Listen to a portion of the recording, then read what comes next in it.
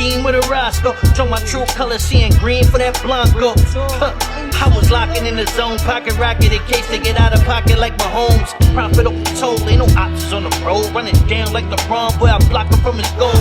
Riding with the chrome, you see his soul climbing. No. Now, you know, you said a lot right now, and, you know, following your recent major event, Apollo, you guys bring Daylight and Rum, the battle that, you know, we didn't think we could even get.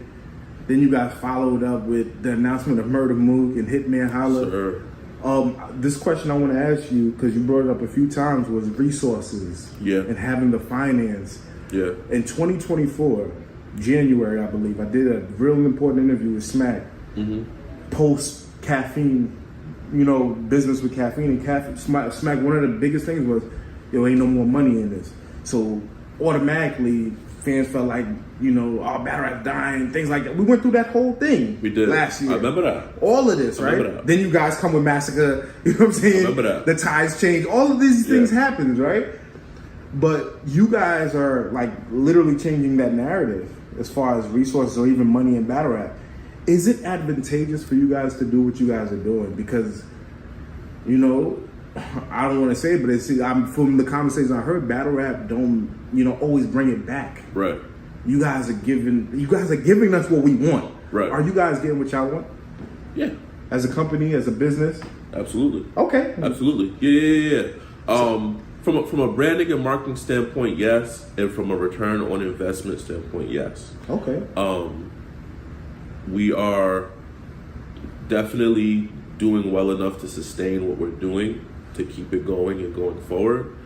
But on top of that knowledge, the bigger thing about that, and the thing that bothered me about that interview initially, I was one of the more vocal, I think, opposers to that notion when Smack said it. I think I did an interview on Hip Hop Is Real. I did an interview with 3 Letterman. I did a few different interviews because there was a few different things I didn't like about that. The first thing I didn't like about that is sends the wrong message to potential investors. Okay. And sponsors, right? If you're looking at trying to invest in Power Slap that UFC is doing, that Dana White is doing, and you got Dana White or you got somebody who's very knowledgeable, a very integral part of that industry saying, yo, I don't think there's no money in Power Slap. I don't see it sustaining itself too much longer. The contestants want too much money. We're not making a lot of money back. We got to do this. We got to do that. Like, as an investor, you're gonna be like, maybe this isn't the best place for me to explore trying to invest, to put my money. Yeah. Which that can cause the culture more grief. You know what I'm saying? More stress.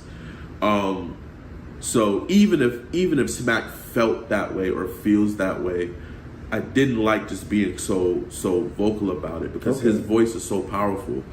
And then you have people like Joe Budden, salute my guy Joe, repeating those sentiments on his platform and other bigger names, to more millions of doing it on their platform. So it's like, yo.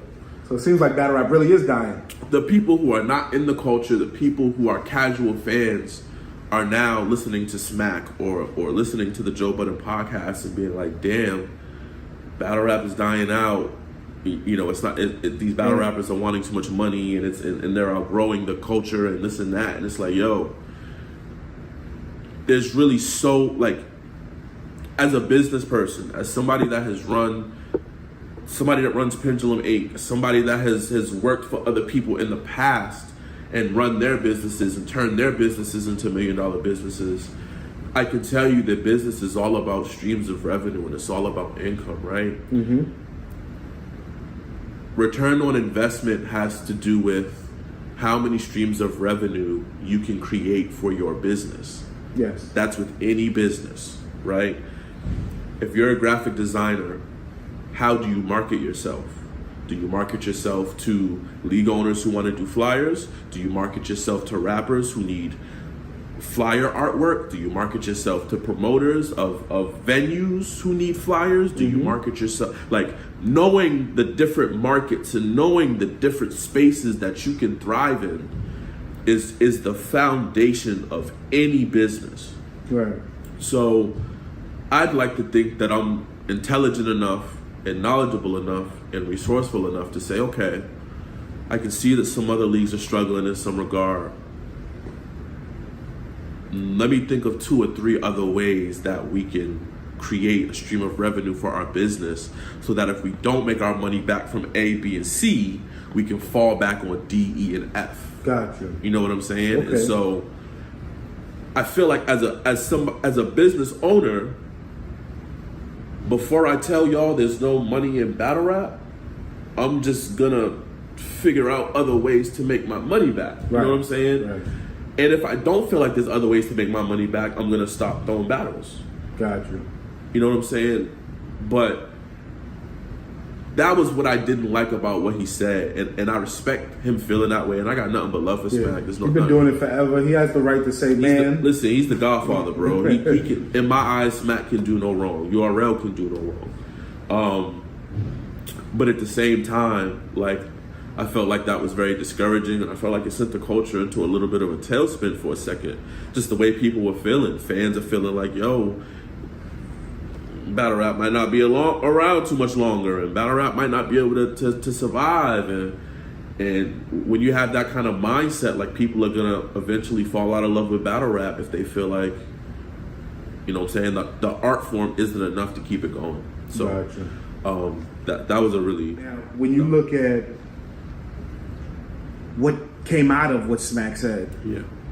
Hitman, Calico, New UW, you, and you know what I'm saying? Like, I feel like QB Black Diamond, I feel like it opened like the floodgates. Yeah. You know, like Yeah. where you guys, the battlers, the guys who've been giving us classic, you know, performances and putting on, you guys put your business hat on and turned into something different. 100%. You're not just the artist and the rapper. It's not just Chilla the rapper. Now it's Chilla the businessman. Yes, sir. The face of TBL. Yes, sir. Putting on the battles we want. What do you think? I guess my question is, with Smack saying what he said, even with you not liking it, was there still a positive benefit to it, or do you think that encouraged the battlers to step up? That's the real question. Do you think or that was already something that was coming? I don't know if what Smack said had any influence over any of the other battlers taking the action that they did. Okay. I can say that it directly put a battery in my back. Okay. And it made me say, you know what? Let me see if this is true. Let me take this to another level, and let me throw some bigger events, and let me see if it's as hard to find a way to make your money back in this culture. And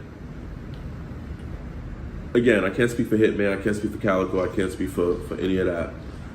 I can say for me, it directly put me in a mind state where I was like, yo, if this is true, let me see if I can save the culture. Let me see if I can put my cape on, figure out a sustainable way to do battles, and if I can, I'm gonna throw all the battles that people been waiting to see for years. That's why we got Big K and Tay-Rock. That's why we got Daylight and Nitty. That's why we get Mook and Hitman. Every time you see us with a big event, our goal is to bring you one headline battle that people have wanted for years. And as long as artists are willing to come to the table and talk with us, I feel confident in my ability and Kenny Black's ability to figure out a way to make them happy, and for us to figure out a way around what the artist wants, for us to figure out a way to make it sustainable. And then on the flip side, I'm like, man, I'm not pocket watching, but I feel like the URL app is doing pretty well. Right.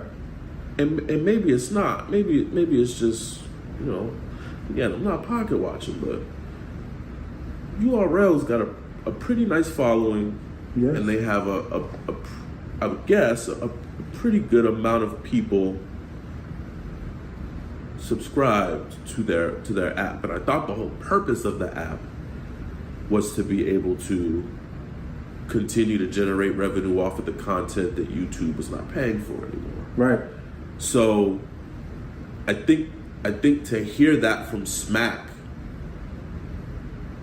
who I think had taken so many liberties and so many measures to continue doing what he's doing, I think was just like a little, I think it was off-putting to a lot of people. Right. But again, not speaking for Hitman, not speaking for Calico, I can say for me, it directly made me say, not a lot of money, huh? Let me see. And what do you know? You may not, I'm not out here making millions of dollars. I'm not out here making tens of thousands of dollars. But for me to sit here and say, it hasn't been possible for me to give the culture the battles they want and still be able to pay my rent and keep my lights on, I'd be lying. Okay. I appreciate hearing that because it's possible. Yeah. You got to know how to do business the right way. You got to have certain resources in place. I'm not saying it's not difficult. I'm not saying it don't take a lot of effort, right, take a lot of energy, right, but it's possible. It is very possible.